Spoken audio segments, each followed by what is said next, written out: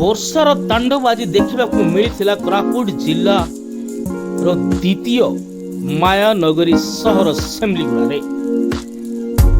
ବର୍ଷାର ଆଶାର ବିଭିନ୍ନ ଅଞ୍ଚଳରେ ଆଜି ପର୍ଯ୍ୟନ୍ତ ଟପାଇ ପଡ଼ିନଥିବା ବେଳେ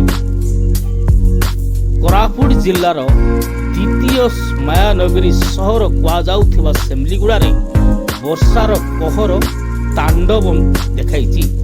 ଏମିତିକି ଯାନବାହନ ମଧ୍ୟ ବର୍ଷାର କହରରେ ଭାସି ଯାଇଥିବା ଦୃଶ୍ୟମାନ ଦେଖିବାକୁ ମିଳିଛି। ଆପଣମାନେ ସିଧା ଏ ଦୃଶ୍ୟ ଦେଖୁଥିବେ ନ୍ୟୁଜ୍ 24 ଓଡ଼ିଆ ମାଧ୍ୟମରେ। ଆପଣ ଦେଖନ୍ତୁ ଯେଉଁଭଳି ଭାବରେ କହର ମଚାଇଛି ସେମିଲିଗୁଡ଼ା ସହରରେ ଜନଜୀବନ ଅସ୍ତବ୍ୟସ୍ତ ହୋଇପଡ଼ିଛି। ଲଗାତାର ଭାବେ 3 ଘଣ୍ଟା ବର୍ଷାରେ ଜନସାଧାରଣ ବେହାଲ ହୋଇପଡ଼ିଛନ୍ତି।